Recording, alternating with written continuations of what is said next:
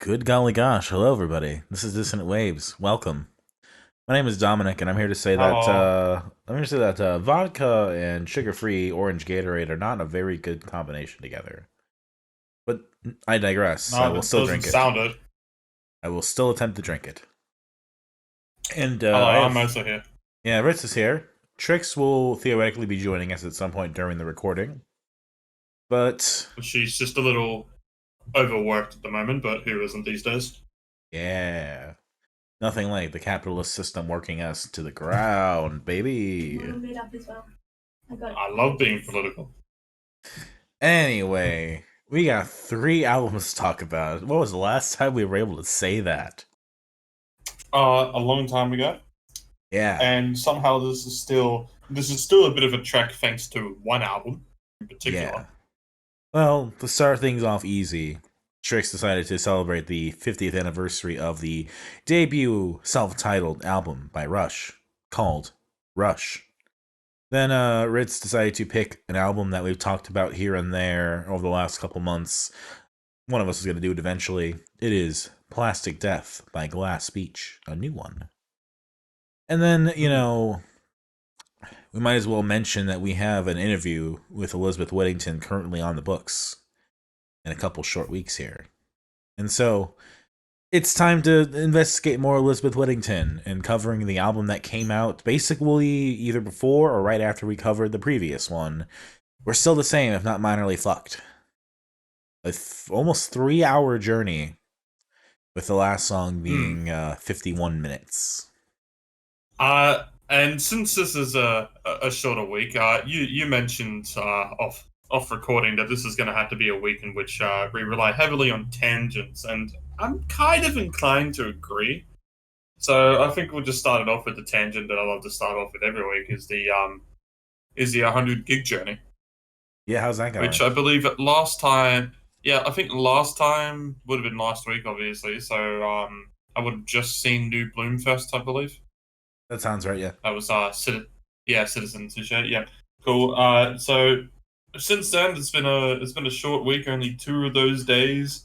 I managed to find some time to add to the list that we have at the moment, but that those 2 days we were able to find free gigs, which is never a bad thing to get. The first one actually being somewhat relevant to this podcast, I kind of decided on the day when I was suffering massive acid reflux attacks and stuff like that. I said, "Fuck it, I'll still go out," and I saw Uranium Club. Yes! Yes! Yeah, and you seem very happy about that. One, I'm pretty sure when we covered them, we thought they were done. And so the idea Mm. that they are still kicking and they were in Australia is so lovely to me. It's funny because they're playing at a bowling club, which I don't think that exists in America. Bowling I club don't of. think you do lawn bowl. Do you No, do no. lawn bowls at all there? I don't know what lawn bowl is. Yeah, it's a traditionally Commonwealth thing. It's like you have a little white ball on the ground, like far away, Mm and each team has like colored large balls. So they're not as large as bowling balls or anything like that. hmm. Mm hmm. Uh, and you just got to roll it around along the grass. It's the most actual similar kind of way of describing the object of the game is curling, which is a lot Okay. more popular in North America. Yeah. Obviously, it's more the Canada part, but and still there's a bit more familiarity about in the United States. There is no like broom kind of slow down stuff that's happening or anything like that in lawn bowls. It's just as simple as you bowl it and it's there. But it's basically yeah the distance between the ball and the white ball in the middle is what determines the score. So And different than you know croquet. it's yeah it's not croquet. Um, but on that, we have a lot of there are RSLs and pubs, which usually, I mean, all of these will usually have pokies anyway, but those RSLs and pubs usually don't have the lawn balls. They are, I mean, 50-50, but they more rely on other sports, usually. Like RSLs are usually tied to like a leagues club or something like that. While bowling clubs will always have lawn balls out back. and it's like a really just small venue in Marrickville. There's like one pool table. The whole kitchen, like dining area, is where the band room is. Okay. How do you find Last this time I was there place? was for the. Yeah, it's on the main road. You just have to walk past two brothels in Marrickville, and you'll be there. So it's well known. Yeah, so I saw Heartaches there earlier in the year. That was before the gig started. They started a meat raffle before the gig. Hell yeah, love a good meat raffle. It was great. But like, That was a great show as well because we had some egg punk openers with Dumbbells and RMFC, who I believe Chicks has talked about how she wants to bring RMFC into the podcast but never has. just like beef. Yep. I wanted to say though, Anyway, so what was your question?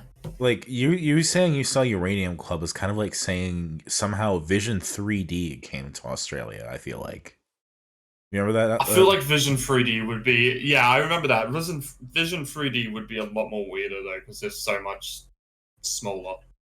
Sure. I guess I don't know the size of Uranium Club really. I would assume they're like kind of indie quirky but small. But Yeah, no, they're definitely small. Marrickville Bowling Club's capacity is not big, especially since like for the actual band room itself, it's like a quarter of that. I mean, it's every time I've gone to Marrickville Bowling, I bought a ticket and they've just never asked to check my ticket. So I don't know why I keep buying tickets. Just walk in for free one day. I'm sure they also have door tickets too. That's just kind of, yeah, but it's yeah, that's just kind of what the room is. There's a really small venue to be playing at, but we do get those international punk just playing in that area anyway. I mean, Marrickville, Newtown is where a lot of our music venues are as well. Uh, it was a great show. The mosh went off pretty quickly for that. I mean, Small Grey Man was the opener from the new album.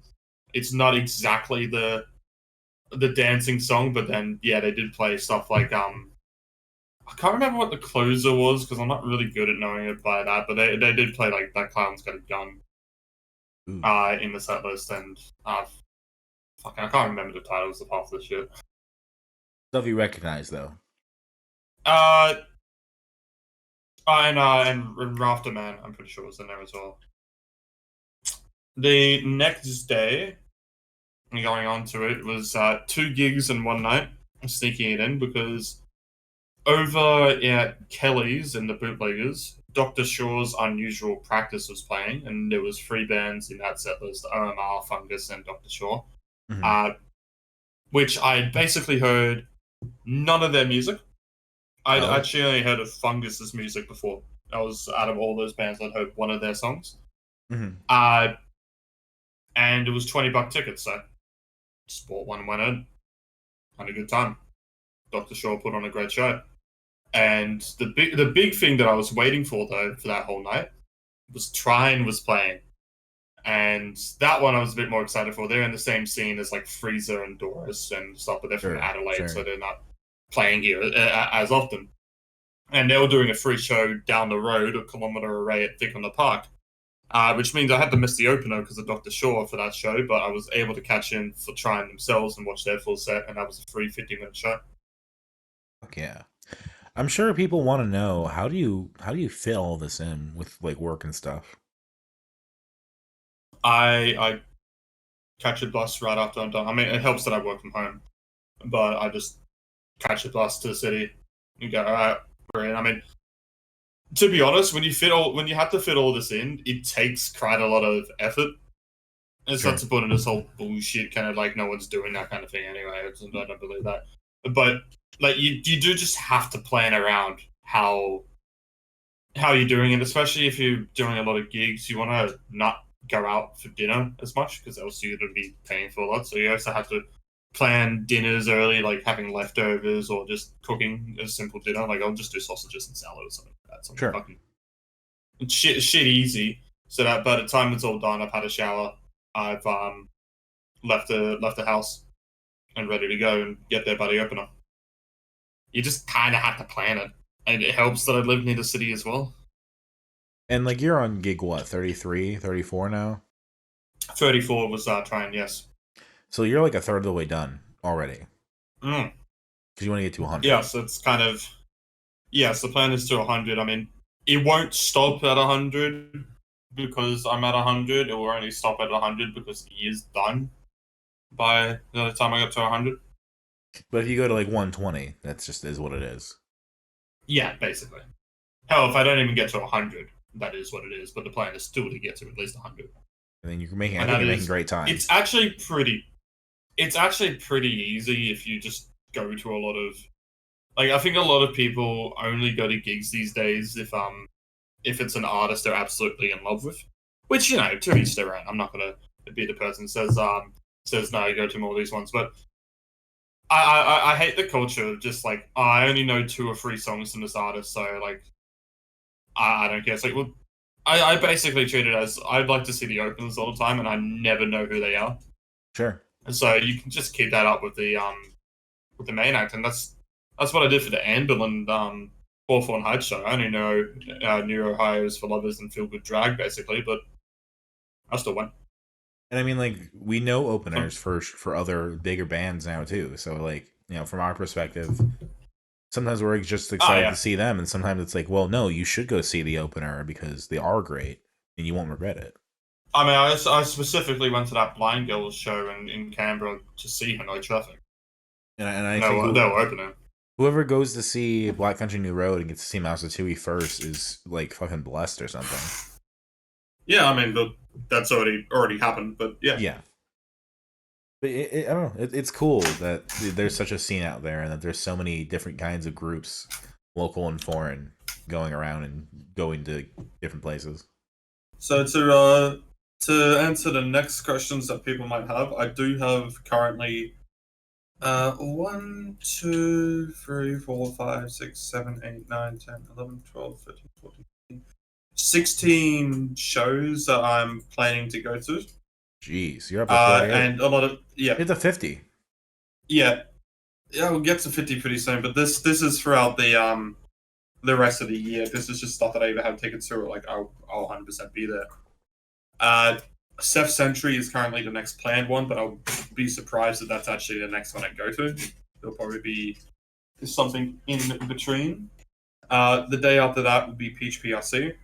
The week after that, I found a cheap ticket off resale because I wasn't going to pay full price for this one, but I'm interested to see how it is front bottoms.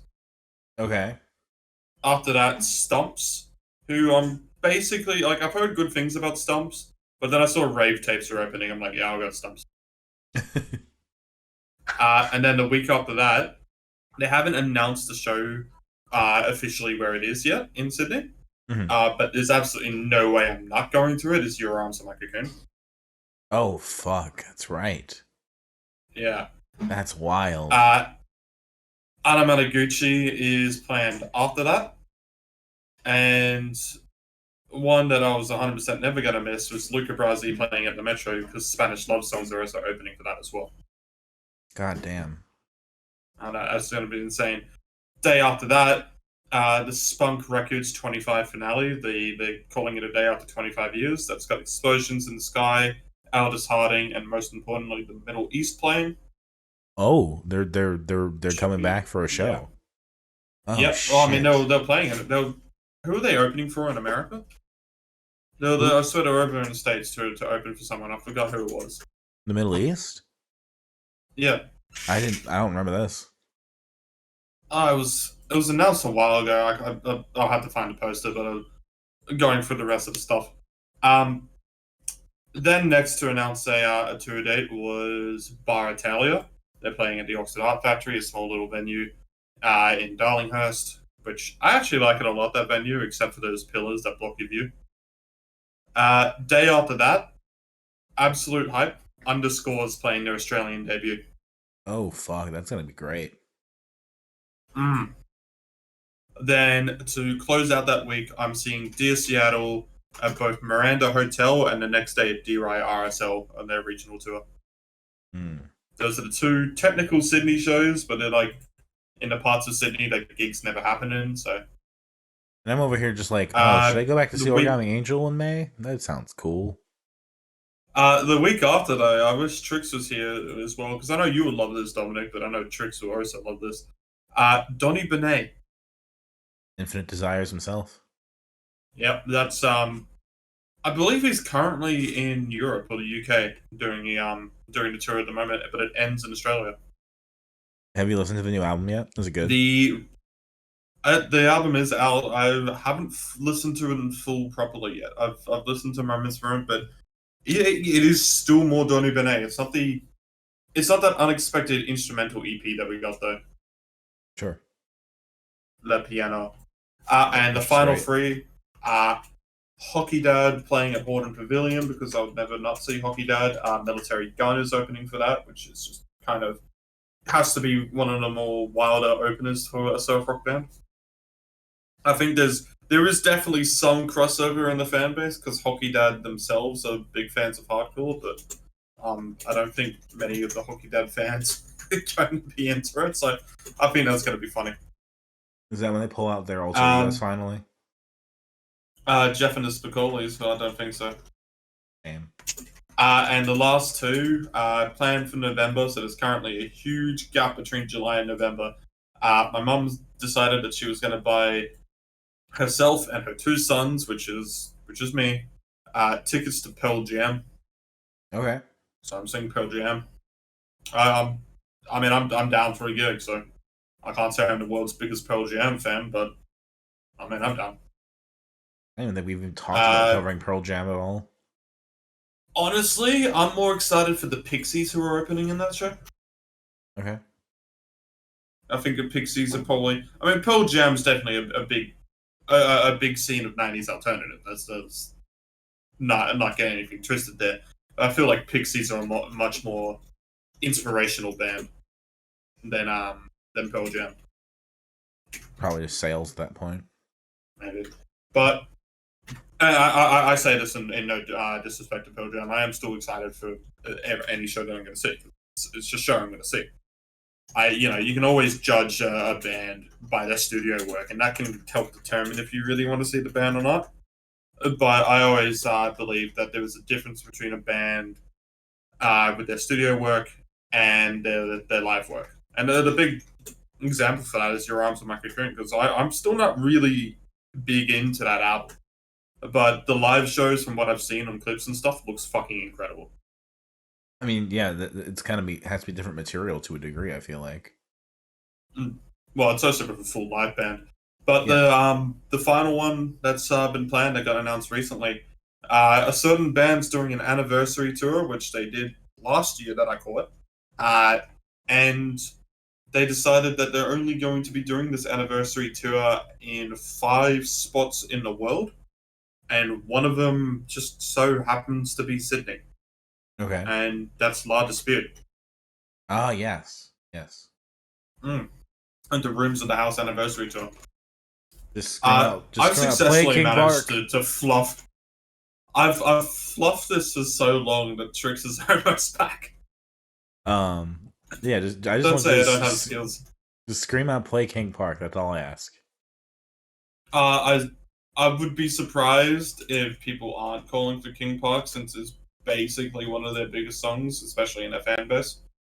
I think granted, last time I saw them, they didn't play Such Small Hands, which I don't mind. Like it's a good track, but it's an opener to what is better tracks.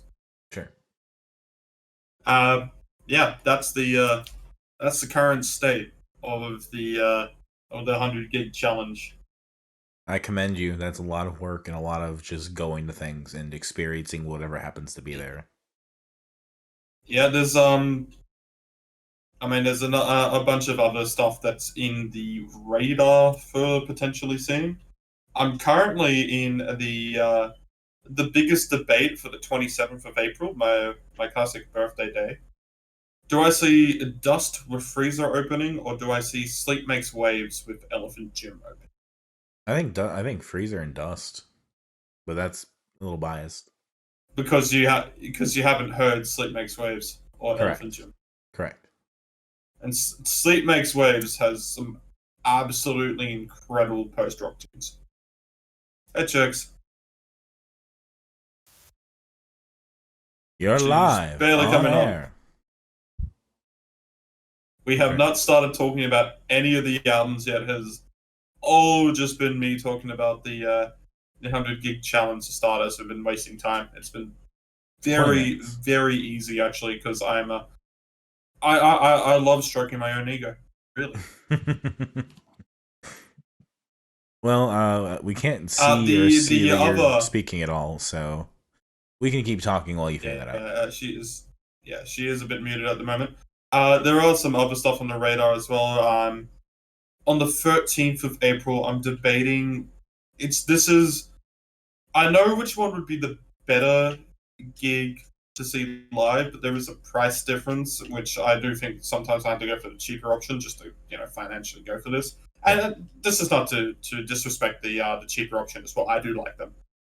Is debating between Jet City Sports Club, and I know this will be Dominic saying, "Yeah, see them," is clowns. You know me so well. Yeah. You guys hear me all right?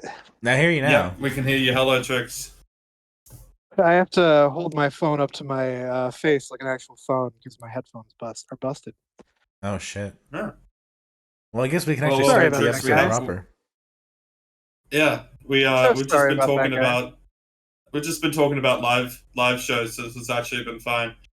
But since Do you guys want me to since get you to my are work late, drama? Sure, let's hear if some you work want to drama. start your work drama on chat, go ahead. Okay, so this started at the beginning of my shift when my coworker took 450 milligrams worth of edibles and smoked a joint. Mm-hmm. And throughout the night, he seems all right. See, then he just starts getting worse, and starts like berating me, telling me I'm doing shit wrong when I'm not. Keeps giving me like conflicting directions, that sort of thing. And eventually, I made a comment like just because I was worried about him because like he took a shitload of weed, and I made a comment like, "Oh shit, I think he crashed." And then he's like, "Yeah, I fucking crashed," and because he overheard it, because I whispered it to the manager. And long story short, he threw a fit. He might have gotten fired. Well, I mean, if you work hospitality and you just gotten yourself absolutely stoned to the point in which you can't work properly. Yeah. And I mean, your kitchen seems cutthroat, but it also seems like they just hire just people. They really just hire people. I mean, that's a kitchen, man. That's hospitality. I'm You don't like hear the only one stories at my of job who people. hasn't been to jail. Oh Wow. shit! And you You're seem to missing be out. good at it, so I don't know. That's kind of Now, wild. Anyways, I just lit a fat joint. I think we should punish Trix for being late though by making us do probably the least interesting out of all the albums this week, and that's gonna have to totally be fine. I know where we're going. We're going to talk about Rush. yep. Talk about Rush This with us. So is- before you, yeah, This is my least favorite of the Rush I will listen to. I agree. This is pre-Neil Peart Rush Yeah, with John Ritzy as drummer. which isn't bad. It's not, but it's worse Zeppelin. That was the biggest I note I fully have. agree. This was so Zeppelin. It like people talk about Greta Van Fleet being a rip off of Led Zeppelin and Rush. Rush was just ripping off Led Zeppelin. Just for their first album. But it's okay. That's really all there is to say about Rush. I think that the riff on Working Man is fucking killer. And if you just slowed that down and fuzzed it out, it could be a Sabbath song. Working Man is the only memorable track on this whole album. I have retained Take a Friend for some reason. Take a Friend is also good. It's weird. Rush sounded like this for the whole of their career, they would not have a legacy. This is No, they would not. No, it's not. It's not even that this is bad. It's just very okay. It exists. Is the thing. It's just going. I know it's a Zeppelin. product of its time. I know Zeppelin. Yeah. You also have to remember they're like 18 here. Oh yeah, That's also fucking wild. Yes. it's a lot easier to insult this album when you know how good Rush becomes. Oh, 100%. Like this is a an incredible beginning for an incredible band. Like I think the It's not album art. It's not an incredible beginning for an incredible band. It's a beginning for an incredible band. That's fair. You need to touch down roots somewhere to begin your career properly, right? And I think Yeah. I think the album art is probably one of the most interesting things about it, where it's like, it's kind of like implying they're exploding onto the scene and they're so big and so, eye catching. OC's gonna riff off of it. Yeah, and it's like maybe to some degree looking back it kind of became that, but like there's definitely a lot of confidence in that album art that I don't think that even the album really backs up much at all. Like, yeah, Finding My Way is like Zeppelin as hell and like very driving, but if you took me to listen to these for the first time in like a studio environment, I would never say, "Oh man, this band's exploding on the scene. They're gonna be the next big thing." Be like, "Yeah, this is cute. This is fine. I totally put this out." Yeah, it's Yeah. It's an album. I mean, it's not even really an album. It's a collection of songs more than it is an album, but it's an album. It's, in the sense that an EP is a snapshot look at what a band is doing at that given time. That's essentially what this is as an album. Yeah. Mm-hmm. Like, man, where are we as we? I don't have anything else to say about it. It's just yeah. It's notable for turning 50 this week, I guess. Yeah. Apparently, I mean, someone else out there has turned 50 this week. We ain't talking about them. who are we talking about? No, I meant that it's like literally anybody. Oh. Now I want to know who's turning 50 this week. Let's take a look. Man, we're really going and stretching on these tangents already, aren't we? Found it. Who's turning 50? Sorry, I was searching for the OC's Rush mashup. Damn, that actually would make a really nice pin. It is a pin. You can buy it. Yeah, that. I mean, I don't wear pins or anything like that, but it would make a nice pin. I need to add it Let's to my army jacket see. lapel. So it looks like we got Ava Mendes turned 50 this month. That's who this is dedicated to now. Ava Mendes. It's beautiful. I'm actually gonna go put up a on my own tangent, just talking about pins. It's one thing that bothers me about merch. Like, obviously, artists have had to pull up merch because of bloody many reasons, and with some of them, it's just terrible. But my the biggest hatred of any venue is taking merch cuts, because like you just even hiring people to run merch. That's usually the band. It's like, oh, I can only sell merch if you give us 10%. It's like, fuck off. That's a But great. I understand pins going for like, if you're selling pins and you're selling them for like $3 each or something like that, it's a bit much for what is basically just trying to do a bit of outreach and stuff like that. But I'm happy for like $3 to $5 pins. I think that's a fine. If it's like $10 pins, it better be a high quality design. Yeah. But the biggest grievance I have with any band, if you have stickers, they are for free, because the whole idea is for people to put those stickers in random places on the street to advertise your band. Or the the bar you're in. Actually get. Yeah, that is actually what the stickers get used for.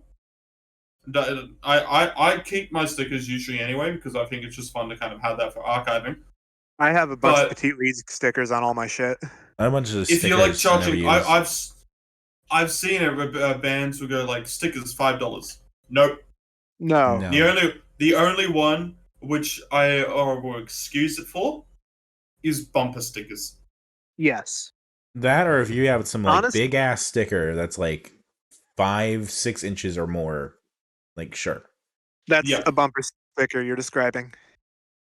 Yeah, small stickers should never. Even $1 is too much.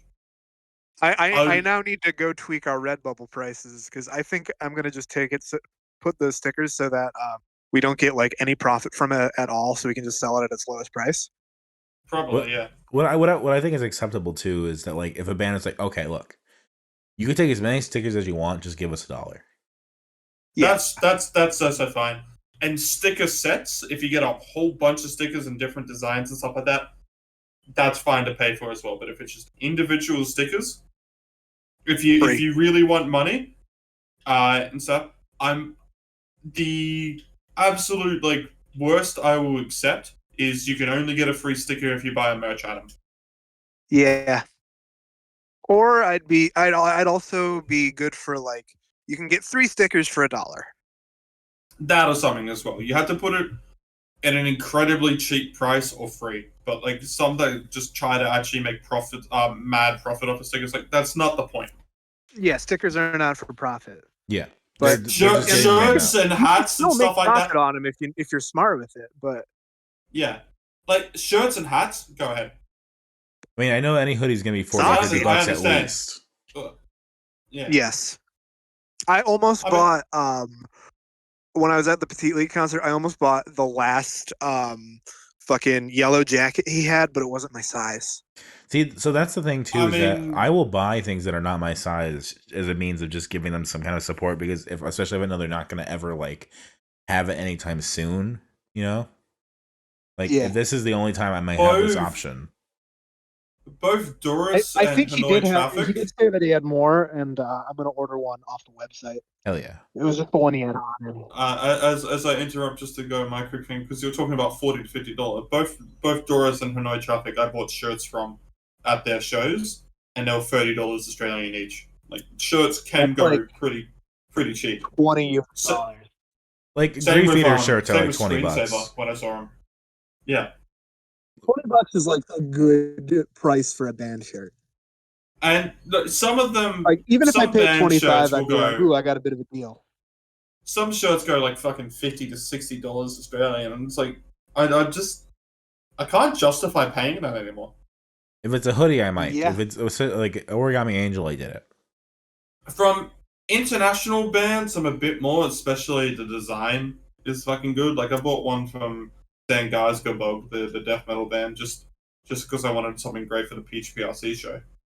I Fair. will say, Rush concert shirts, $50. Speaking I mean, of, And this if was you back s- in like 2008. sure. Yeah, if you see how much like I like seeing Blink-182 live, but I was not paying for a single merch item with those prices. I inherited a bunch of old Rush tour T-shirts from my father, and they're cooler anyways. The last thing I really want to mention with the Rush thing is the song "In the Mood," which is interesting only in the sense Oh of yeah, that one. if we take that Geddy Lee was 20 when the album was recorded, it is said that this song was written for at least 2 years beforehand, and it was basically his moment to come that's into the the most room. 18-year. That's the most 18-year-old songwriting. It's like Yeah. it was like his moment to come in the room, and he's like, "I've got a song. Here it is." Wait until we get into Caress of Steel and Neil Peart writing the song "I Think I'm Going Bald." That's honestly better than In the Moods. Like, just I'm sorry, but I just couldn't really. I really couldn't take Geddy Lee as a symbol of sex. It wasn't The scrawny wasn't working juice for me. man, not a Yeah, it sex wasn't god. working for me. Wasn't working for me for some reason. Everyone wants to be fucking Robert Plant, you know? Hmm. And Everyone- Geddy Lee had the look, except for like the dorky face. But Can't help that. no, you can't. He leaned into it though in the '90s and beyond, and he just grew a soul patch and has his hair slicked back now. But I mean, yeah. Favorites, least favorites. I mean, Working man, blender nobody's is kind favorite. of actually the term, but No. really saved by Working Man, to be honest. I will give props to Finding My Way. I think it is a memorable enough opening track, even if it is just a Led Zeppelin ripoff. And Take a Friend again. Take a Friend sounds like an early Rush song in the sense of like it sounds like Rush, but it sounds like a really basic Rush. So I can recognize them, but it's definitely like, oh, this is before you kind of figured out what you wanted to write about. And Working Man is fine too. My least favorite's probably something like Need Some Love or like What You're Doing. Favorite is just Working Man, and I really don't have a least favorite. I like this album, but it's every time I listen to it, I'm like, I just kind of rather listen to Zeppelin than listen to this album, or just like if I want, because it's not like when I want to listen to Rush, I go to the prog years, or like maybe I'll dip into the more new wave stuff with Hold Your Fire. Which God, we need to do Hold Your Fire at some point. I fucking love Hold Your Fire. Now, Anyways, I want to curse Trix really quickly here. I just yeah. want to give you the thought that this is probably someone's favorite Rush album. Oh, 100%. And I can't fault them for that. The only album I will fault them for is if their favorite is Roll the Bones. Trix, you have all the power. We can't escape Shaky Graves. You can pick Beef and Rush next in 2 weeks from now if you want. Maybe. I did not hear that. Maybe. Okay, maybe. But there's no one else has anything to say, my fellow Dantes. I think it is time to descend into our next level of hell. Yep, fair enough. Yep. Which one is it? I mean, if we're going down like to the pits at the bottom, the next step down has to be Glass Beach. Not in that like it's hellish, but like if the analogy this week is we're descending into hell, Glass Beach is not the end point of that journey. Yep. That's fair. Yeah. So Plastic Death. 5 years roughly. I don't know, and probably not exactly that long since the first Glass Beach album came out. Now Plastic Death is out, and it's different. It is no longer fifth wave emo. Yeah. It's not. It's kind of just surf pop. Prague. Yeah. But there is definitely still the elements of emo in this album. Sure. I mean, you could hear a lot of those kind of screamo vocals. Actually, Sure. as more of a backing vocal throughout this album as well. Like "Slip Under the Door" was like that big moment where I noticed that happening in there. But it is just a lot more consistent in its themes and instrumentation than the first Glass Beach album. Whilst the first one was filled up with a lot of building crescendos or loud rock moments, this one is a lot more relaxed and just building up. It's a different experience, and it becomes that whole. I kind of spent a lot of the start of listening to this album, not just this week, but in full, trying to compare it to the first Glass Beach album, because that's what you should roughly kind of do when it's the same artist. But I think it's kind of hard to do when it's just it's going for a different thing altogether. I mean, my comparison point to obviously compare. My comparison point is pretty simple and clean for me, because I will remember the first Glass Beach album is one of the only albums I've ever experienced. Sorry, but what the fuck? The fourth layer of hell. I sneezed. But the first Glass Beach album is one of the only albums I can remember where I enjoyed the first two songs. I enjoyed the last two or so songs, and like everything in between dipped so low I do not remember it and will never be able to recall it. It's the weirdest Which I bell still curve. think is one of your worst takes, but that's just how it is. Yeah. And this one, by comparison, is like cutting right through that bell curve and is like just consistent, nice to listen to, not like reaching the highs or the peaks, kind of like we talked about with the Stomach album.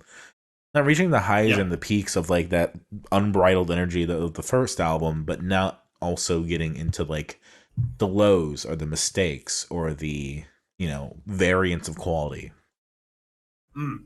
But if I have one thing I need to, I guess, complain, at least for my taste and my sake, I feel like this album was like cucking me with its ability to like give crescendo and payoff. I find that a really funny comment to make. Just full stop. That's actually fucking hilarious. That being said, not agreeing with the cucking term, but I definitely agree with what you mean by that. There is a lot of an expectance to be a payoff in this album, and we kind of get a bit more of that wild instrumentation that we were used to in the first album, which is what's kind of made us expect that sound in the closing song, Abyss Angel.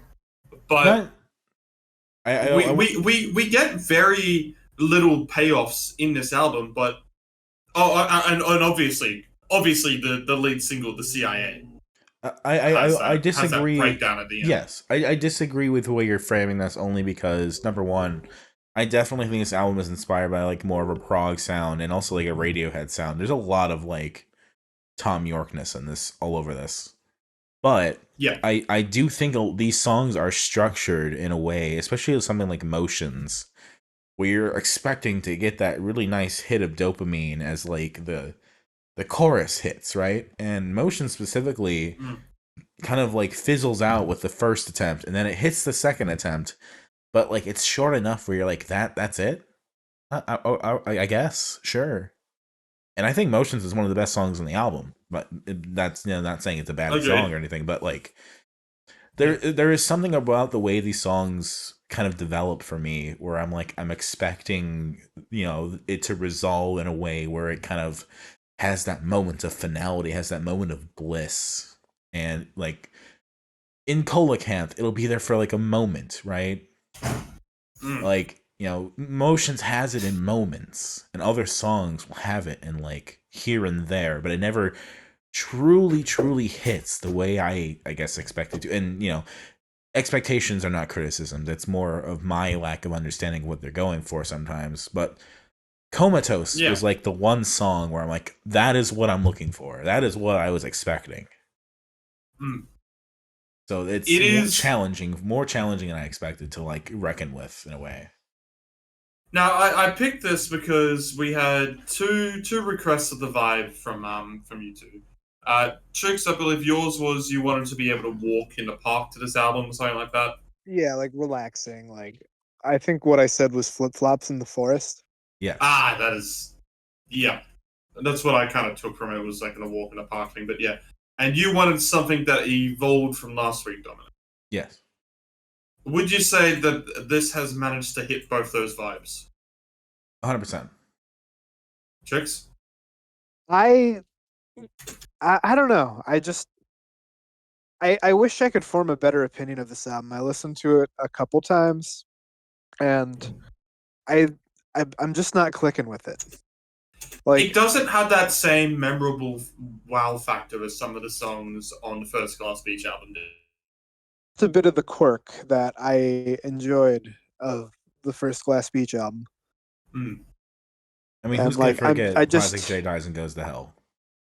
Yeah. I will say that whilst I didn't walk in the park to this album, I did listen to this today whilst going on a long walk. So I got halfway there. And in a sense, it's... I mean, everyone has different walking albums and stuff like that.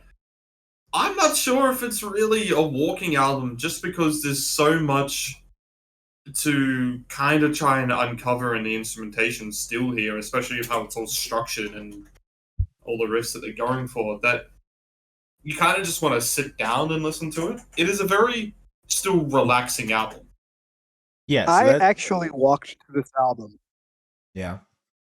And you did. I actually walked through a forest. Oh shit. Nice. Unfortunately, because it decided to fucking snow, I couldn't wear my flip-flops.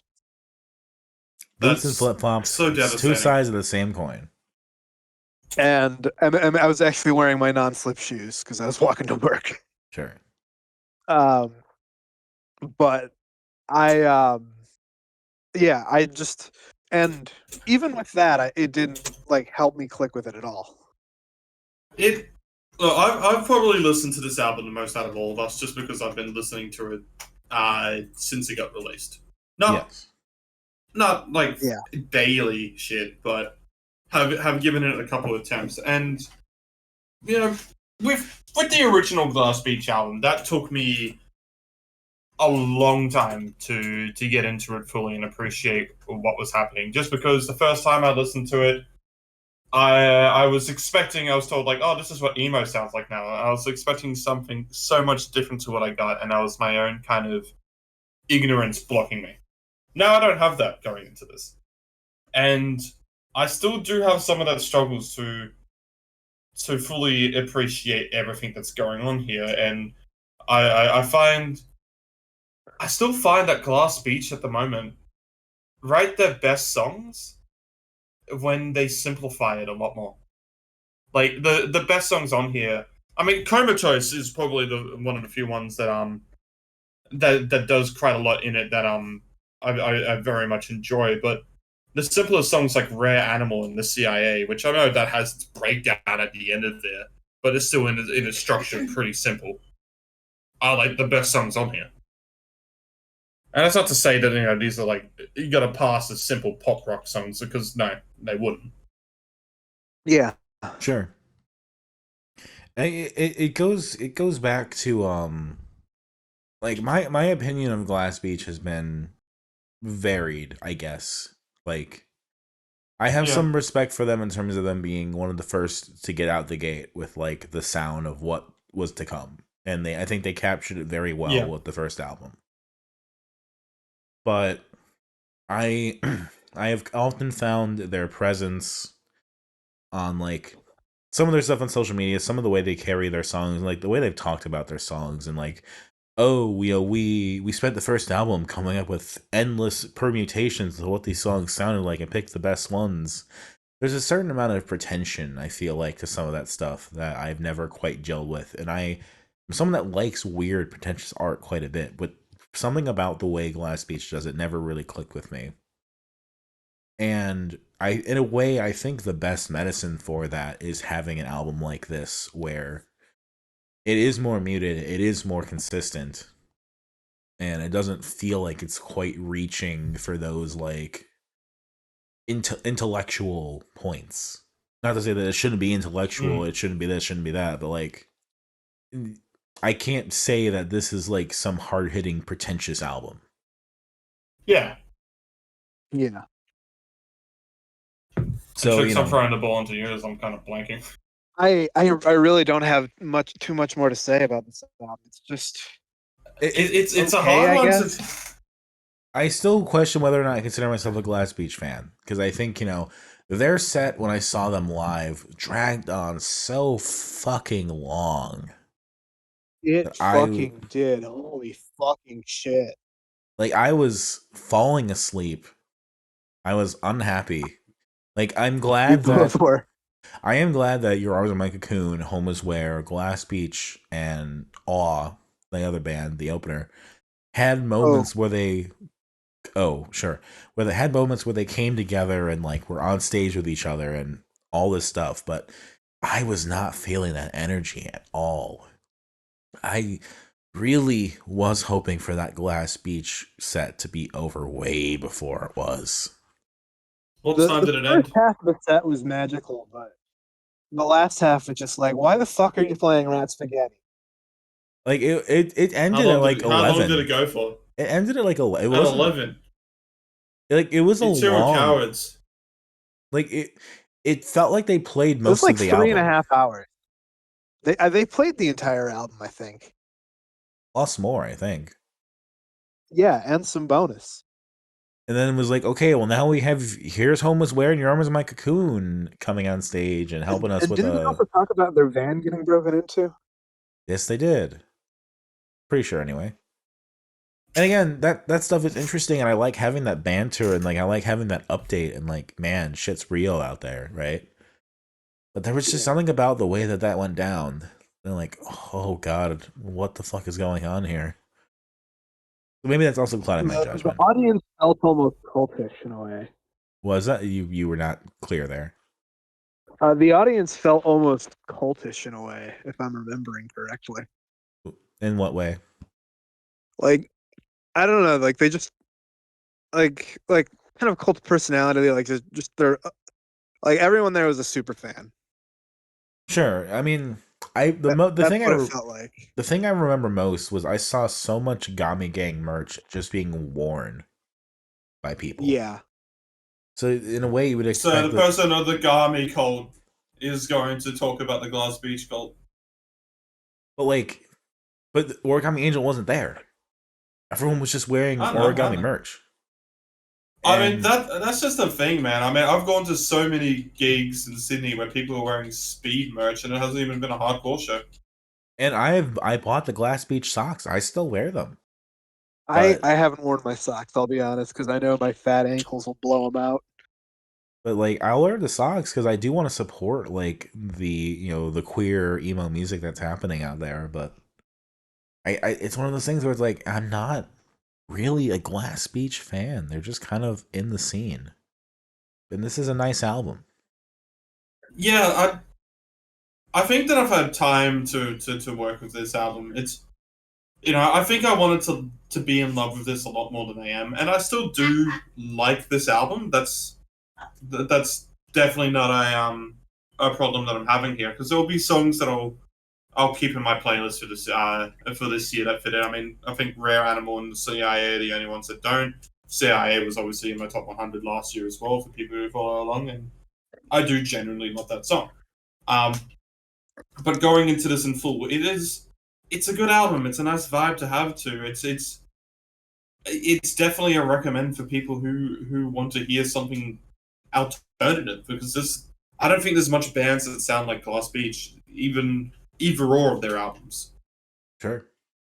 But fully being into this, I mean, there's a whole middle section now in which I struggle to remember a lot of things. Like cul-de-sac to Puppy is great while you're listening to it, but it just doesn't have those without those memorable moments that the first Glass Beach album had. It becomes a struggle to go back into this in full, and it definitely that comes with the new influences that are going into this album. It's definitely a case of you're going to get those different moments, and maybe I'll be fucking wrong, and in a year's time I'll absolutely respect all this stuff. But it's till now it's an album that I don't like to use the word disappointment just because I do still like it, but I expected a lot more to kind of come out from this album.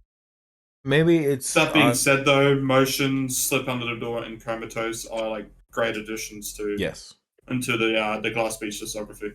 absolutely. Maybe it's on me for expecting them to go the prog way and really blow out their sound. Hmm. Which I think I was fair in thinking that might happen only because they do go for some of that stuff on the first album. Mm-hmm. Passages and riffs on Classic J Dies and Goes to Hell are up there with like a lot of really great cathartic prog moments. And Bedroom And Community is well, another song that is just structured super well. the reason I would disagree with your take as well about the middle section is that I think Neon Glow to the end of Glass Beach is just an incredible section. And I only remember Classic J, Bedroom Community, Yoshi's Island, and Orchids. Yoshi's Island is forever a classic. Yeah.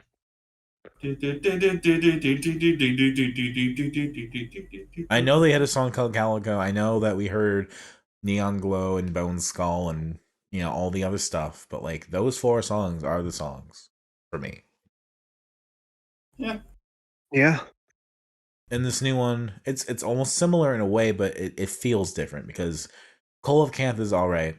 Motions is great. I do like Slip Under the Door. Guitar Song is also a nice, really different contrasting song, which is nice to have. And then Comatose really brings it around, and I think 200 and the CIA before that kind of amp up to it in a good way. Mm-hmm. And Rare Animal I like. It's the one vibe that has definitely survived from the debut album into this, which is why it's still a Glass Beach album, is that it's noodly, is the way to describe it. Anyone else have anything about favorites or least favorites at this time? Favorites. Chicks, you go first. I can't decide if this is a blender or a cheese sandwich because I'm just really not vibing with it. But I might need to just listen to it more. I mean, a cheese sandwich is meant to I be don't know. something that is generally good, but not something that you can pick apart in that way. I don't know. I hold up. My cat opened my door. Monty, close Well, the door. favorites, least favorites to me then. I forgot to throw the Least deadbolt because that fucker knows how to wrench my door open. least favorite's gonna be something like cul-de-sac for me. Favorites, motions, slip under the door. I do like Rare Animal. The thinking about you hits is one of the few like moments that kind of actually hit in there. So it's not an album that's supposed to be like full of those hit moments. Anyway, it's just one of the few ones that I like. The CIA, obviously, that was one of my favorite tracks of last year, and it still is. That breakdown is fucking fantastic at the end. And Comatose is a really just nice, chill. I mean, you know, you have a lot of 10-minute songs and stuff Sure. like that that come out, which do a lot of different things. But Comatose doesn't really do that. I mean, there are different segments to it, obviously. It just kind of keeps the vibe going for 10 minutes. It's a really lovely track. Yeah. Like, to boil it down, I think Motions and Comatose are my two favorites. I think Whale Fall is going to be my least favorite. And I think we'll keep Tricks as a cheese sandwich for simplicity. Yeah. How about I just say I'd rather listen to the first Glass Beach album. That's fair. Yeah. Which means we are now descending to... That's right, that car said it all. We are speeding on our way down to the depths of hell and emotion and everything else. I just love that my fucking road gets picked up on microphone. That's just, of course it does. It is Elizabeth Whittington's We're Still the Same, if not minorly fucked. Which I did my 3 listens, and I'll give a preamble in a second here. Listening in the car, it really helps. And I can throw on the album and just drive. I also did the recommended, technique of sitting down with the lyrics and listening through headphones, and I will talk about that in a minute. But to set up this for the moment, we've covered Elizabeth Whittington before, one of the bands that is on Def Pop Records, kind of pioneering claustrophobia pop more, is involved in that scene pretty heavily. On this album alone, if you go to the Bandcamp page, CH Point, which is, the person behind Summer 2000. Summer 2000, I think they were for some reason, and Jude from We Will Look Back at Love You Forever, and Gustav from Gingerbee, I believe, they're all, talking about stuff. They're all talking about how great this album is. So, it's got its fans. People in the scene know what this is. And this is a 3-hour album. It's the second LP, essentially, from Elizabeth Whittington. It is claustrophobia pop to the most maximal I think I have seen yet. Where I would say that there is a musical underneath all of this fuzz and distortion. There is a whole goddamn musical. But you're never going to really hear it. Even if you do the recommended listening. Because to follow along with the songs is to give a greater context.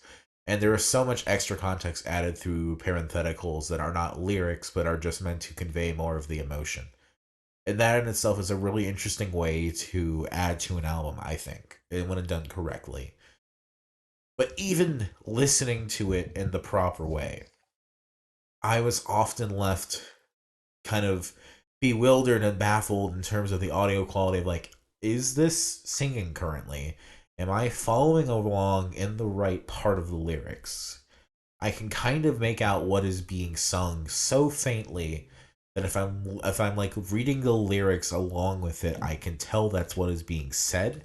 But there are also times where I just can't. I wanted to do the recommended listening. I listened to it all in headphones, by the way. That was not the part of the problem. It was the lyric reading. Yeah. I work. I had to look at other stuff on my screen, and I had to find the time between everything. and I don't think I was kind of ready to go for 3 hours of reading instead of working.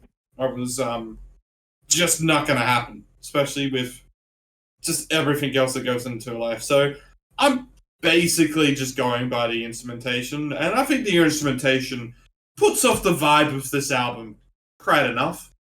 I don't think I needed the lyrics to kind of know exactly what face I should be making. This was really hard to get through, and not just because of how it sounds, but its length is. At a certain point, it was just overdone. I want to, whenever you get all these contexts and stuff like that, you always want to go in and be as nice as possible. But at a certain point, you just got to be honest. This was too much. It was too much. I don't even know how to rank this. I think making a more consistent spiral is a great counterpoint because that feels like an album. Yeah. And I quite like that album quite a bit.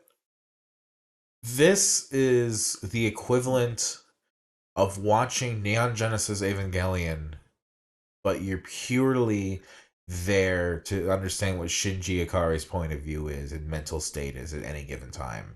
Fuck all of everything else. Fuck the plot. Fuck the robots. You're just there for the protagonist having an ego breakdown.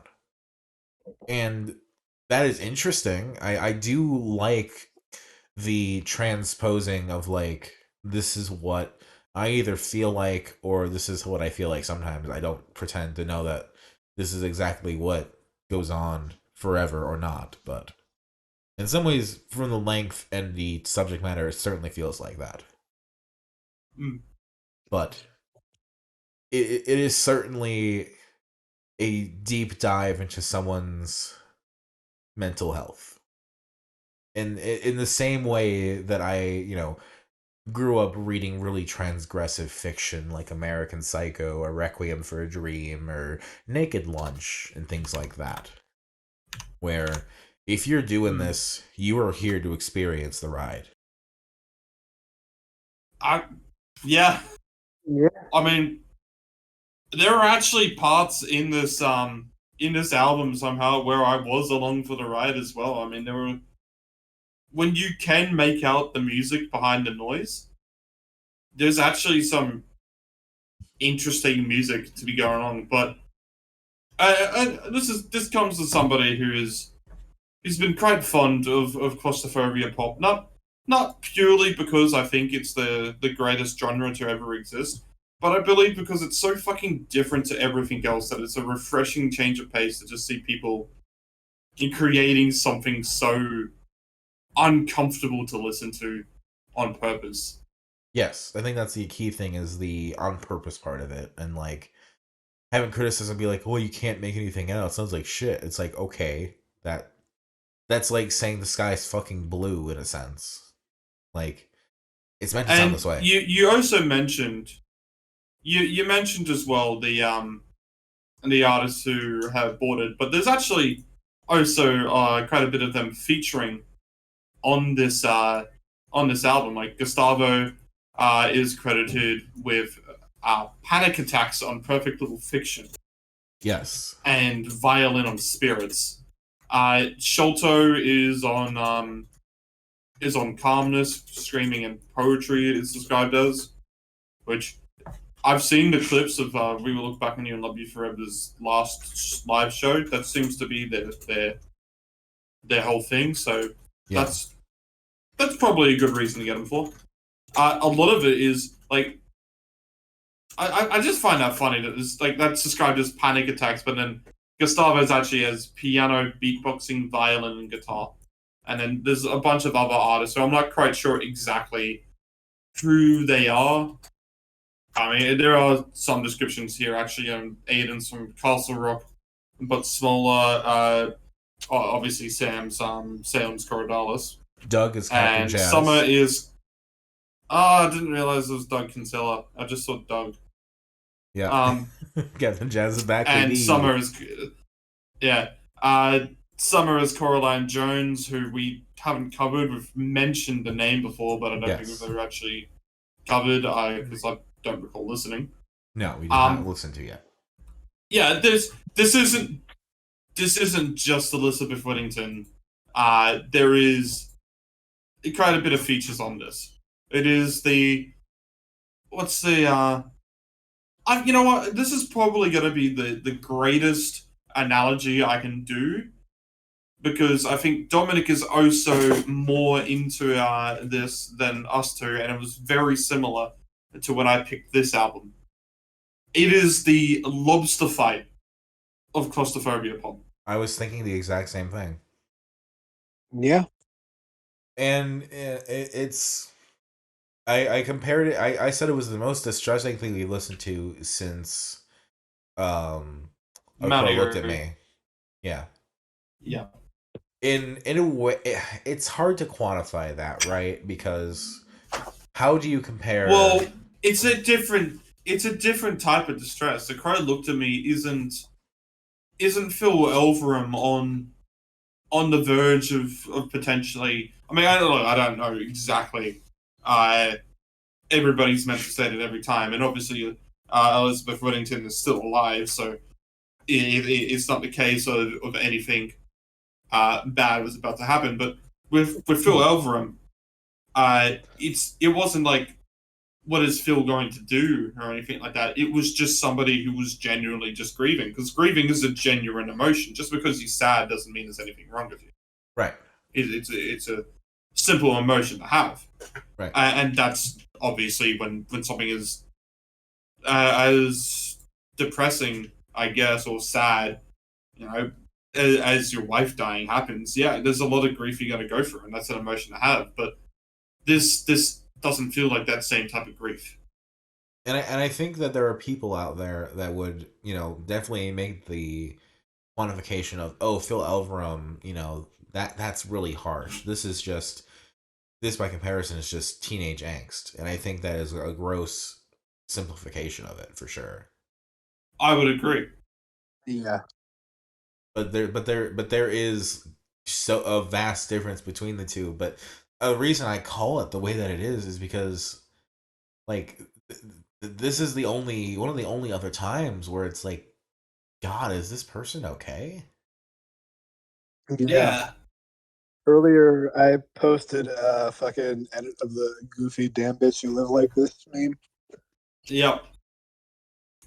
That's basically a way of describing it in the most offensive way possible, and I appreciate you for that, Trix. Your That ability is, to completely disregard all context and make a shitty meme is exactly why I love you. that is what a deep fried brain after a fucking hell of a day is like. Imagine someone's just written to you basically all their deepest, darkest secrets, and you've just done that whole meme of "I'm not reading all that." Yeah, I mean, Yeah. I think damn bitch you think like this is for Trix is a little more deep than that. Because like at a certain point, what reaction do you have? Especially if you read the lyrics and you read the context, right? At what point is it just kind of like, I did not read the context. At what point do you just go, as much as I have been there and as much as I have felt this and as much as I am there with you, like, I cannot, in my most empathetic self, fully be there. It just is too much for me. Mm-hmm. Like, Perfect Little Fiction itself is a journey of just like, you have the lyrics, and then in on the Bandcamp page is just this really graphic depiction of violence that happens during the really noisy, just instrumental vocalist section. It's just, what is that essentially? It is a audio filter for something else that is happening that is really graphic and not easy to describe. It's there. It's there. You can read it, but it's like auditorially, it is obscured by just straight panic noise, straight just like anything else. And I want to be able to talk about a lot of these lyrics that I'm reading up on, and it just I feel like some of these we can't really say without like having 5,000 fucking disclaimers. Yeah. But there are some that I can go on. I can kind of get this vibe here. I always feel as though I'm faking. They don't make songs for girls like me. Girls like me don't get to live past age 30. Which is a really fucking heartbreaking line, but also I think shows how good the lyric writing can be too. Mm-hmm. Like, I think that is an incredible line. And Now, I did put one of these songs, by the way, just to absolutely annoy people yes. in a music league before I've since left this music league because I just don't have the time for it. But I decided, hey, whilst they're ending, let's put this Elizabeth Whittington song on. No one knows the context or anything like that, and I find that just funny to do. I ended up having 11 voters. 1, 2, 3, 4, 5, 6 of them downvoted. But 5 of them upvoted with 2 of them doing a +2. One of them saying just because it was the closing song of the playlist as well, which is just fucking funny. One of them just said, "Hell yeah, dude! Iconic finish, and what a way to end a playlist." But the comments we got were, the song, by the way, was "A New Perspective of a Dying Art Form." Oh, My interesting. ears, the headphones do nothing. What the fuck? 1 minute in, I was ready to downvote, but the rest was actually sweet. People just refusing to downvote because I think I picked downvote bait. The first minute of the song hurt my ears. I understand your desire to alienate as many people as possible, but this made me extremely depressed, and I really wish you hadn't submitted it, or at least put a content warning somewhere. That is probably the most fair of the downvotes. But is it a new perspective instrumental? Yeah. Instrumentals can be incredibly depressing. I know.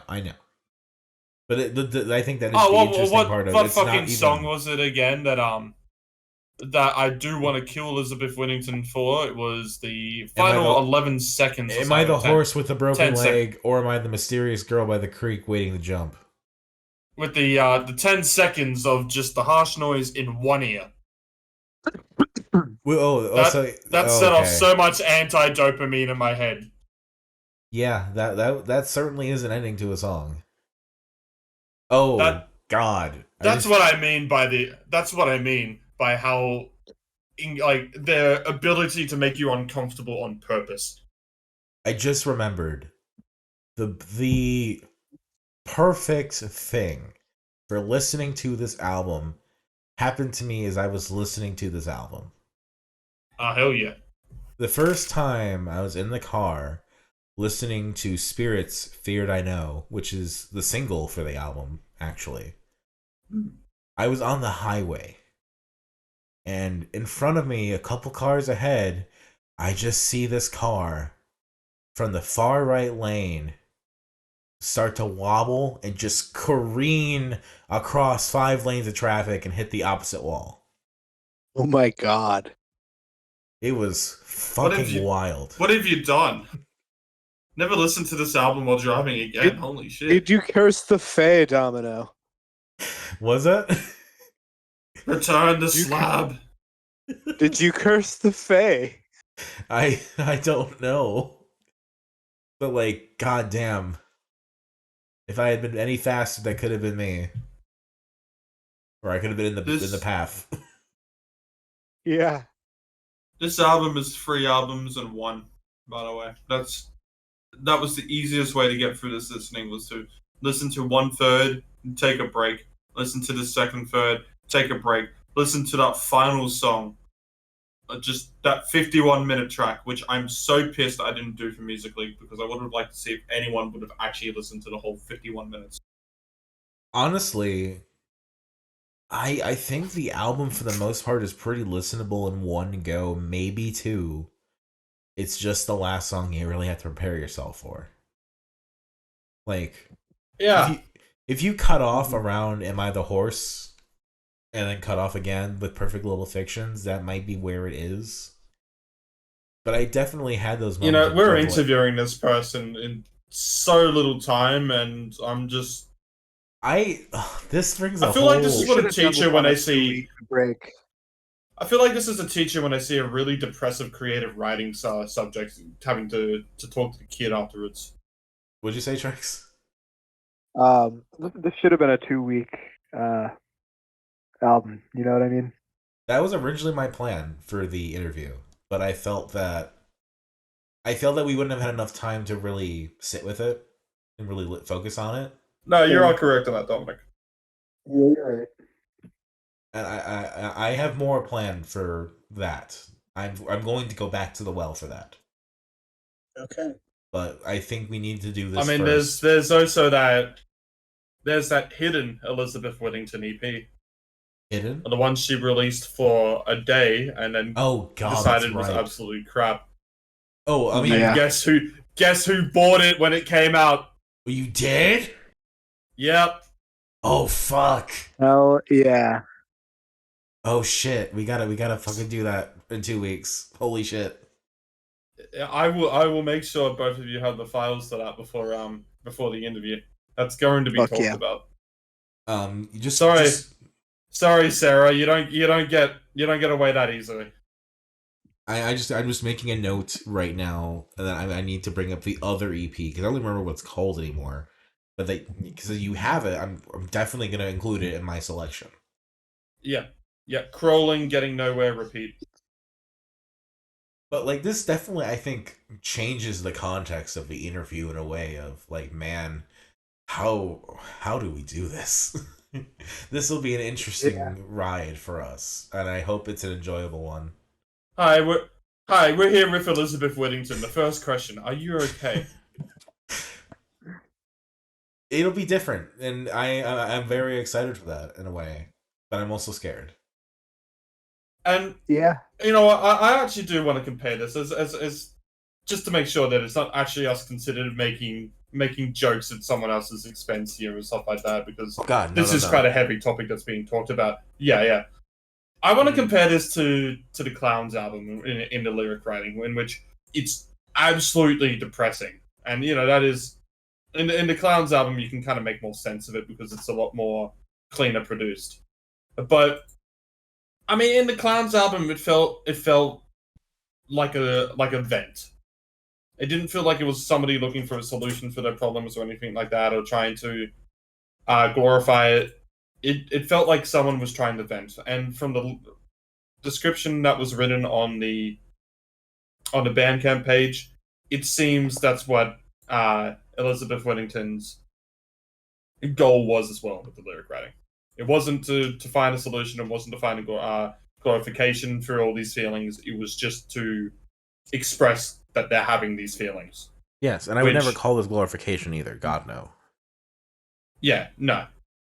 Which is always incredible that we do have people who have the confidence to even talk about stuff like this. I mean, to some people, it will just scream angst.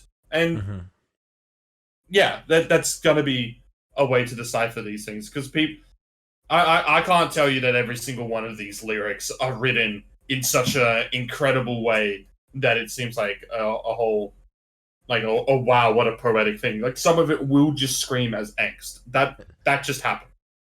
There is so many lyrics on this bloody thing Yes. that it would be a gift from the heavens if every single lyric was written as poetry. It is more a catharsis. It is You more can't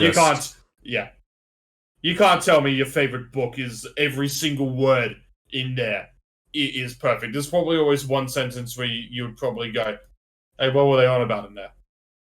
I go back to a verse from My Main Summer Goal, Bleeding in Bathroom.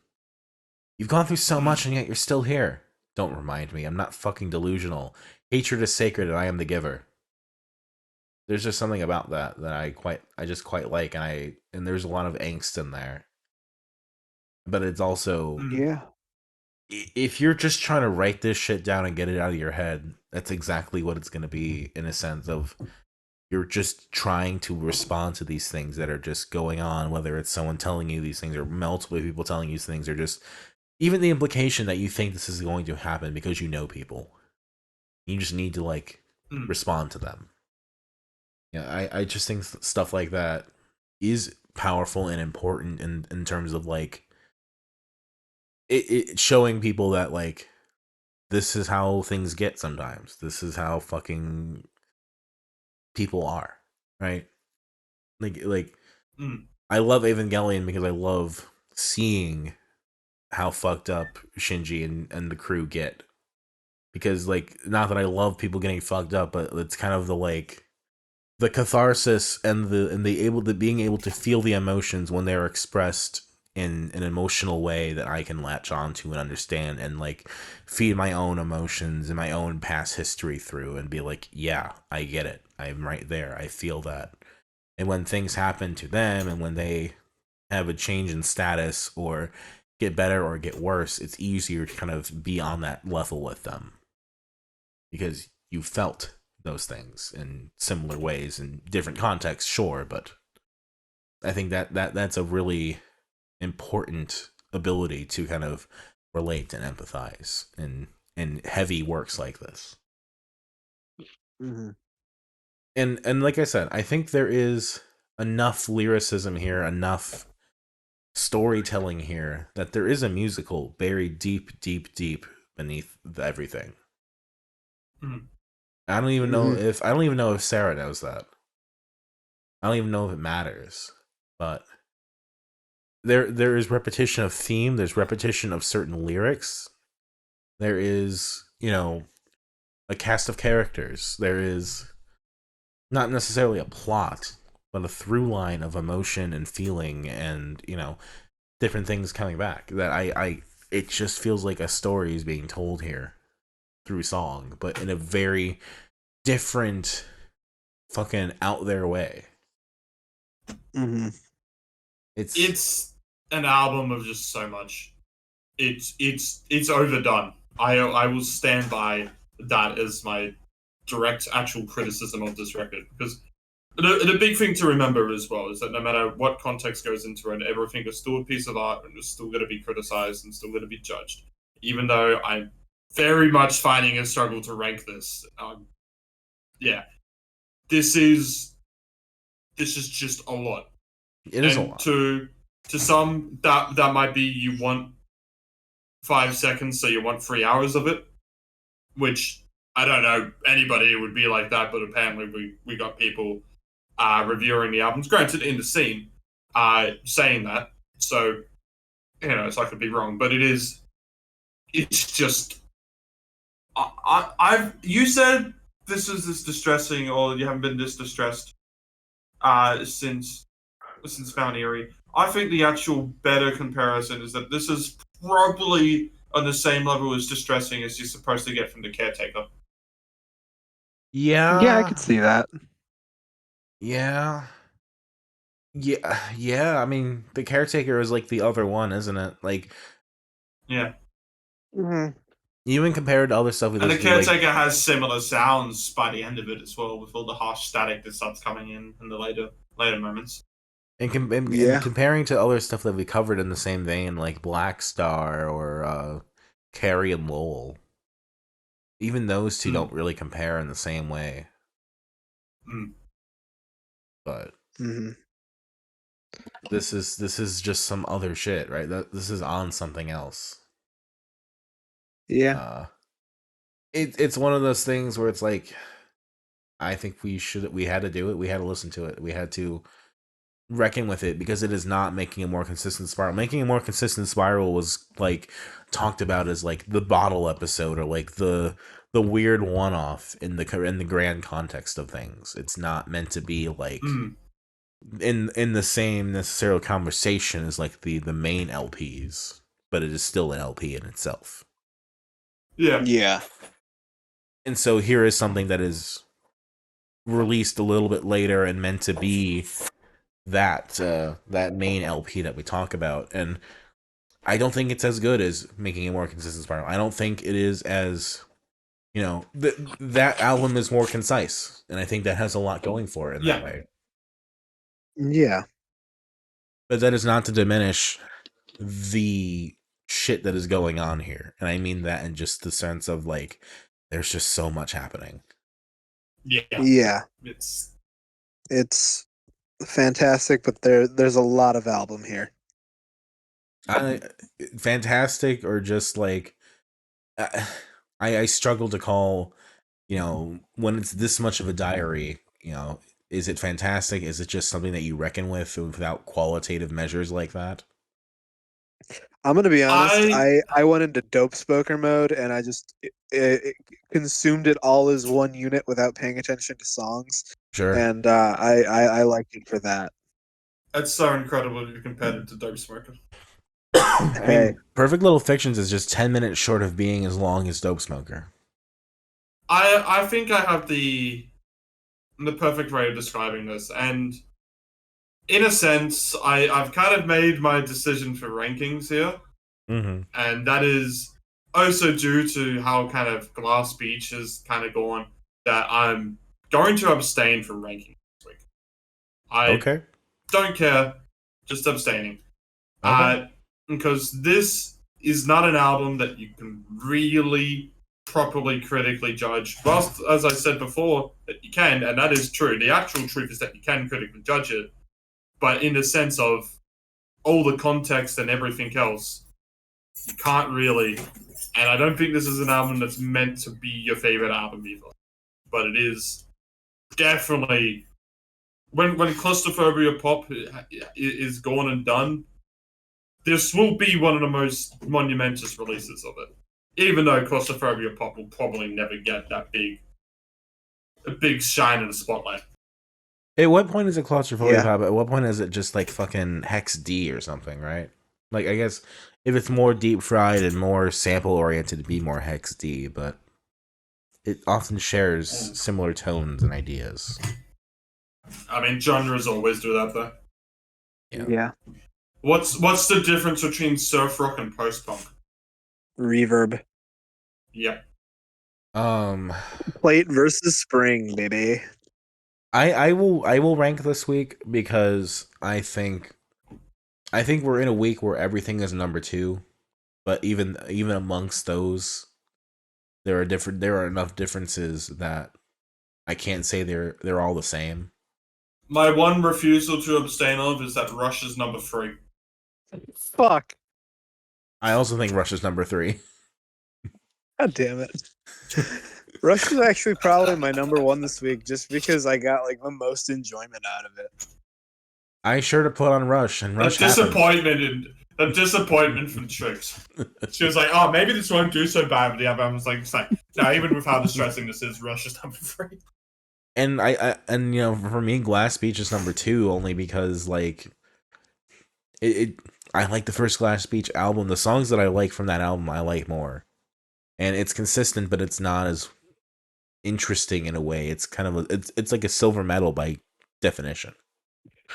And then this is just this, and this is so much, and this is, is it as technically brilliant and interesting as Plastic Death? Not necessarily, but I also think the effort and the subject matter and the way it is conveyed also matters as well, and that's why we're still the same. How Minorly Fucked is my number 1, only because of just what else do you have to fucking do with it? There's just so much happening. Trix, your full ranking? I'm probably just going to say Domino's exactly, but put Rush on top.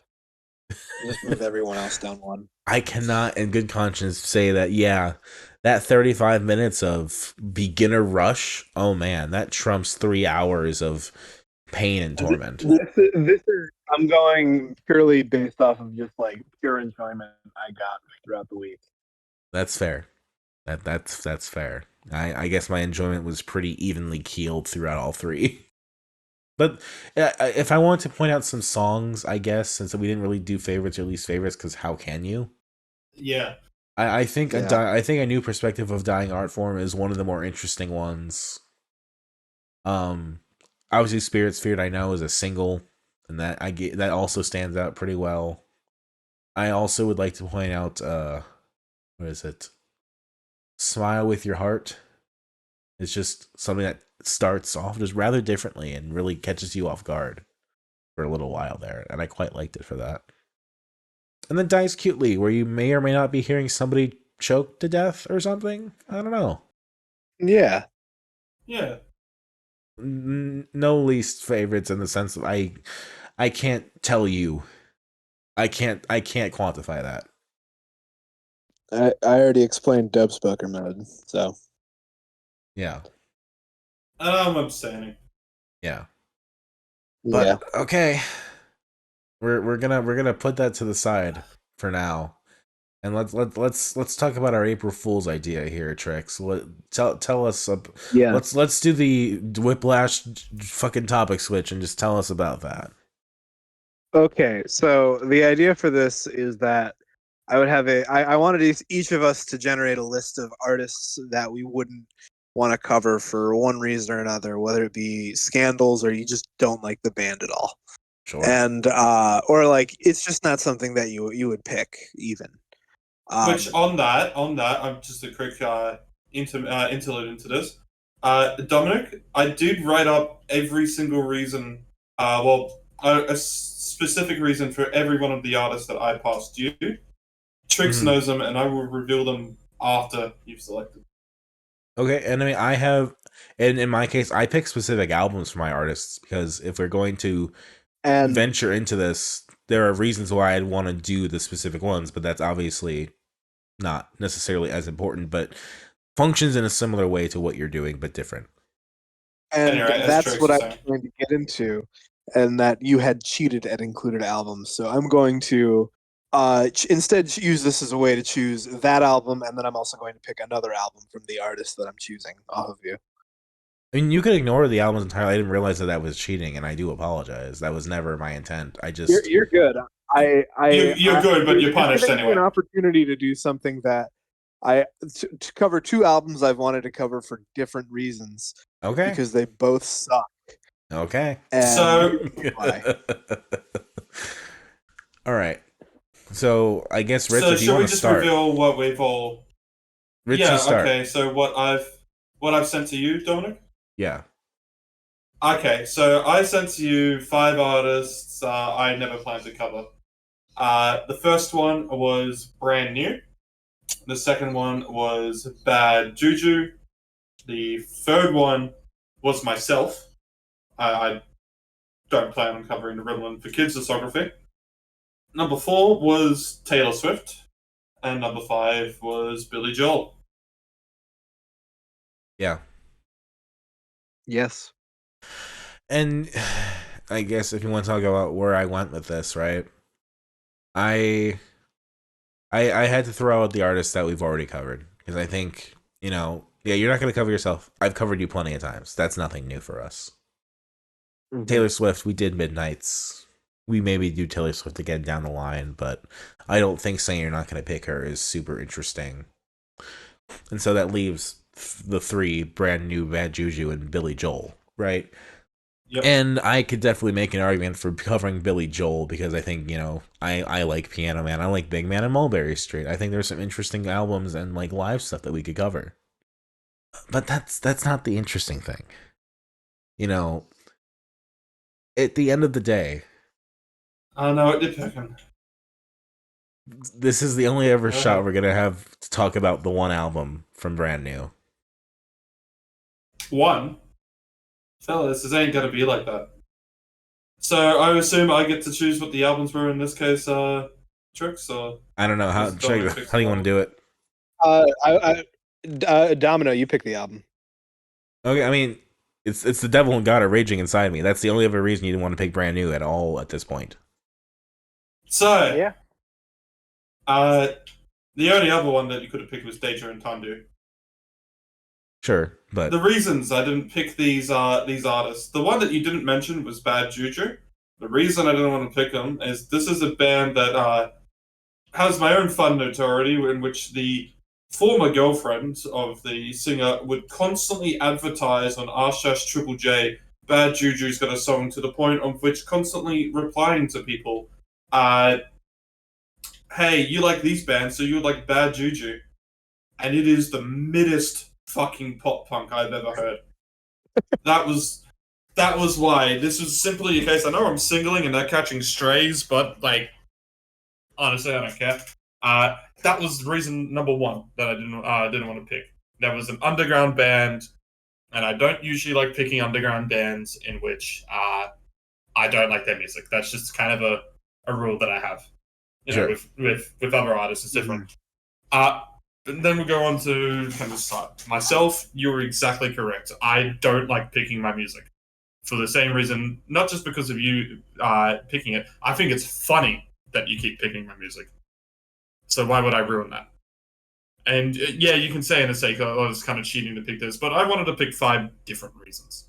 Sure, that's and Taylor Swift's reason was not because I hate her music, which I still do, but that wasn't the reason. The reason is that it's so overdone, I'm absolutely sick of it, which you had the chance to make me even more frustrated. Number 3, Billy Joel. You like his music. I think he's the most overrated artist to ever get that level of popularity or legacy. I think there's genuinely nothing special about him, and I never hear of any artist these days. I'm getting this chance to rip on Billy Joel, so I'm taking it. I never hear of anyone saying, "Oh, we're inspired from Billy Joel and makes good music." That's how I feel about Bon Jovi. Bon Jovi is up there too. I don't disagree necessarily. Which of course leads to the album that we have picked and why I didn't want to pick it. Search up Jesse Lacey allegations in Google. I mean, yeah. That's the thing, and I don't want to be like celebrating any of that, right? But I see this episode as just like, hey, that's what this is. We are music journalists as a hobby. We can't avoid everything forever.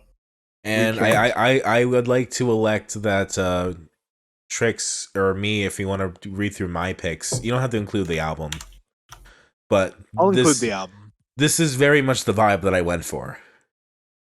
I'm going to read it backwards up, or from the bottom up. So we have the bombshell at the end. 30 Seconds to Mars, the 30 Seconds to Mars album. Kiss's Sonic Boom. R. Kelly, Trapped in the Closet. Michael Jackson, Invincible. And Nothing Rhymes with David, the rest of the discography. Oh. I can give reasons if you want. I knew that was coming.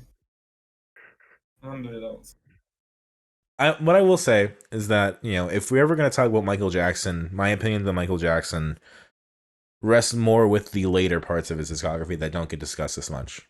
And I think covering the earlier stuff is going to be rather pointless, especially, you know, given where he is at this point of music fandom and fame and everything. The only interesting discussion has to be had with the later stuff. And fucking Trapped in the Closet is just something special. I actually remember one night at work, back at my old job, where I didn't want to go home because there was some shitty. My mum was like going like, "Hey, we're doing this FOMO mix gathering, and like you gotta go home." I'm like, actually, no, sorry, I'm working late.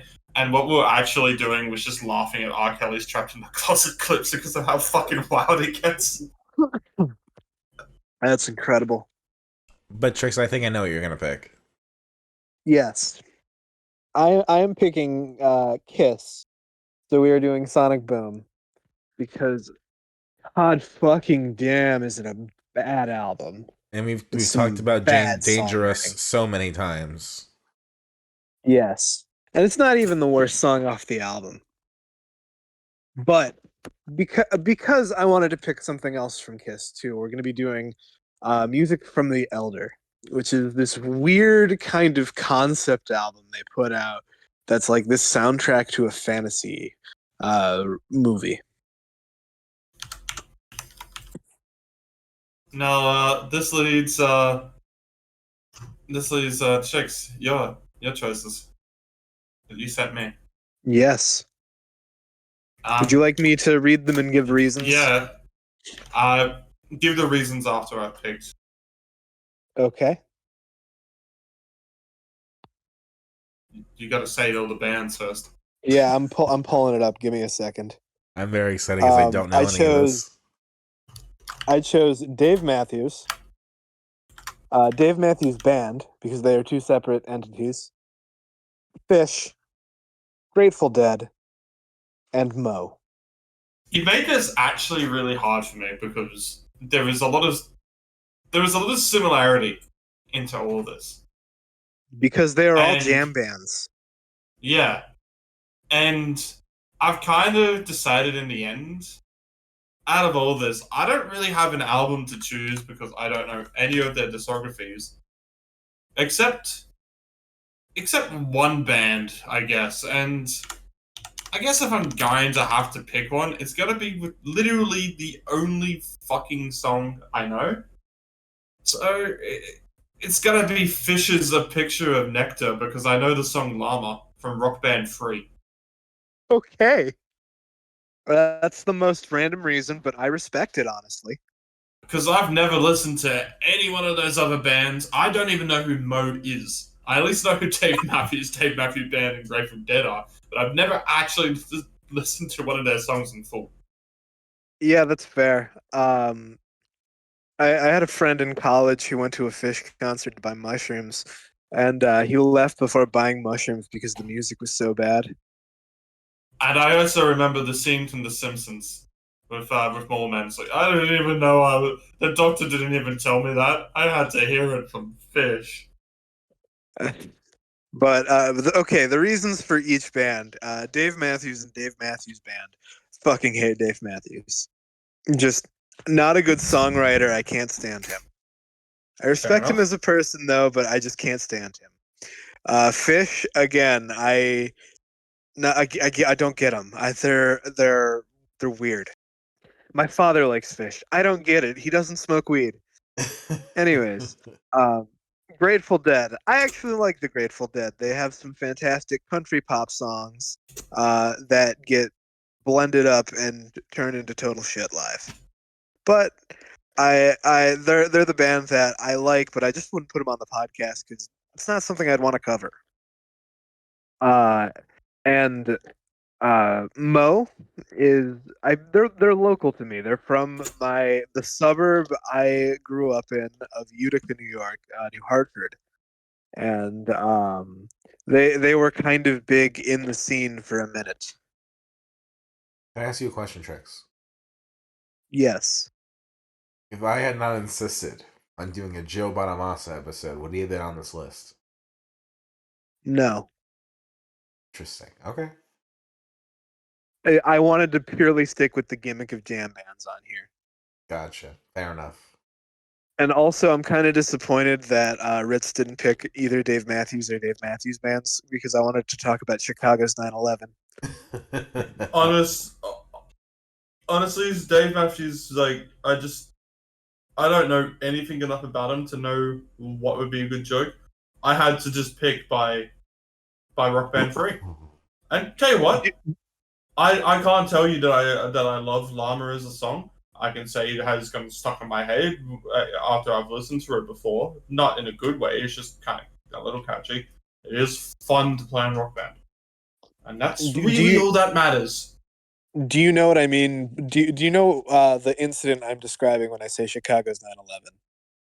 Fuck, I don't know. Dave Matthews' tour bus dumped a shitload of no, I do know that one.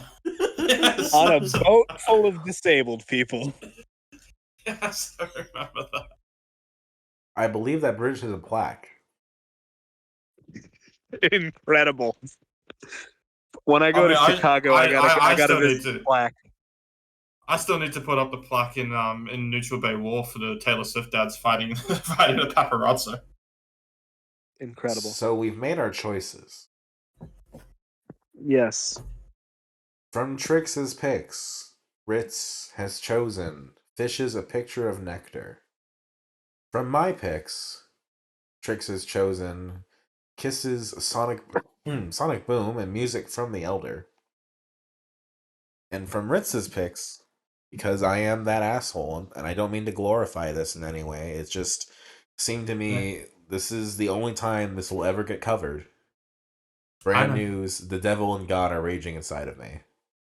I'm just very happy that another album didn't get picked specifically in another list right now because I've done so much to repair certain communications.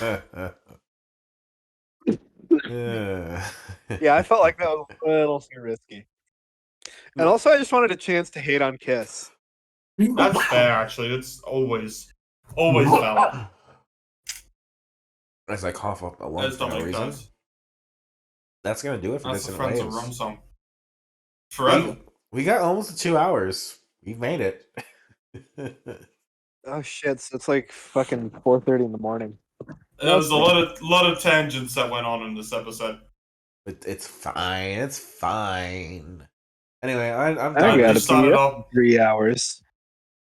I'm Dominic. You can catch my So line. you've been Dominic. Yeah, DACICHOCKI on Twitter, Down with Chikoki on YouTube. I'm on the Games My Mom Found podcast sometimes.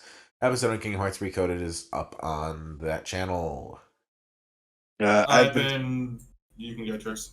I've been Trix. You can catch me anywhere. Hell yeah. I will be in your walls. I will I be have lurking in your been- dreams.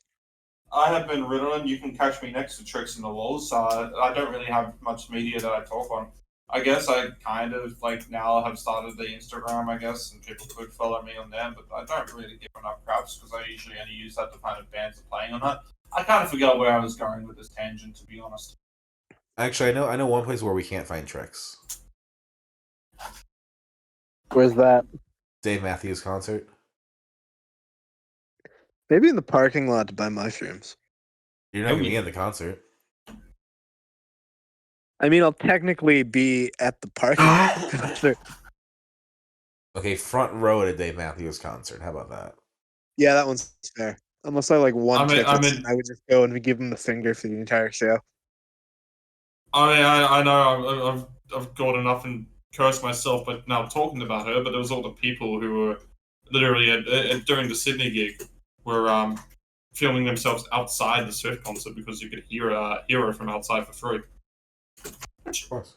Yeah, I heard Rush's sound check a couple times actually.